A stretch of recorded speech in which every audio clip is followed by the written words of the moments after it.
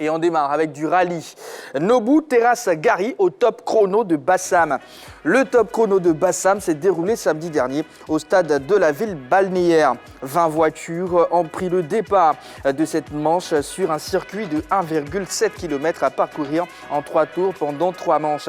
En tête à l'issue des 2 premières manches, Frédéric Nobu, qui devançait Gary Shane, a réussi à conserver son avance de 2 secondes jusqu'à la fin de ce top chrono. Il peut dire ainsi merci aux dieux de la mécanique qui ont lâché son concurrent direct.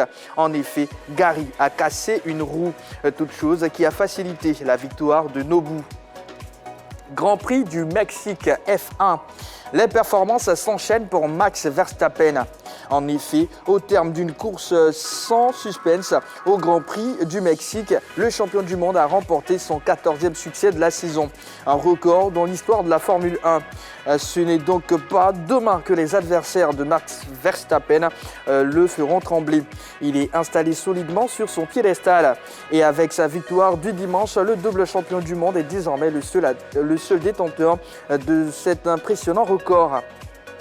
Golf, PGA Tour. Seamus Power a obtenu sa 2e victoire en 1 an sur le pass 8 de la saison. En tout cas, Power ne veut pas s'arrêter à ses performances et entend batailler pour enchaîner avec les succès. Du football à présent, la Jeunesse Club d'Abidjan, Trècheville, a désormais son nouvel entraîneur. Il s'agit de Karim Ouattara. Ce dernier a été nommé le week-end dernier et a officiellement pris fonction hier au complexe Amidou Sila Danyama.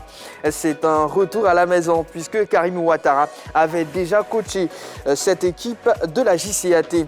Il revient à la maison, c'est un enfant de la JCAT et nous lui avons confié un objectif, a affirmé Abou Cissé, président délégué de cette formation qui ambitionne la montée en Ligue 1. Centre de formation.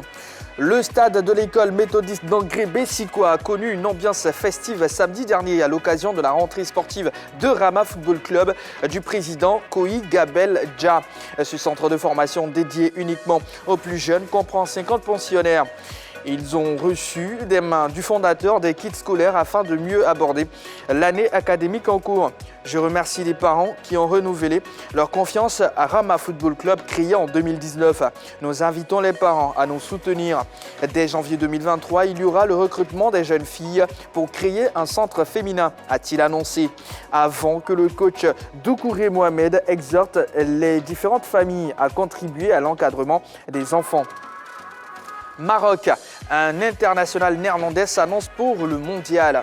Le Maroc pourrait avoir un invité surprise pour la prochaine Coupe du Monde au Qatar. Il s'agit d'Anwar El Ghazi. Snobé par les Pays-Bas depuis ses 2 premières capes en 2015, l'ailier de 27 ans du PSV Eindhoven vient d'opter pour son pays d'origine. La procédure de changement de nationalité sportive est en cours. Et si tout va bien, cet attaquant pourrait venir renforcer la division offensive des Lions de l'Atlas.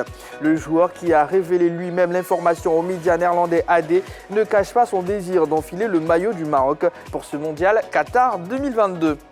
Et un fait insolite au niveau du futsal pour finir.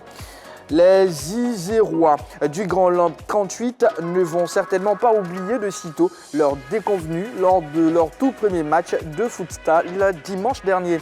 Perdre 58-0 à domicile et au 3e tour de la Coupe de France.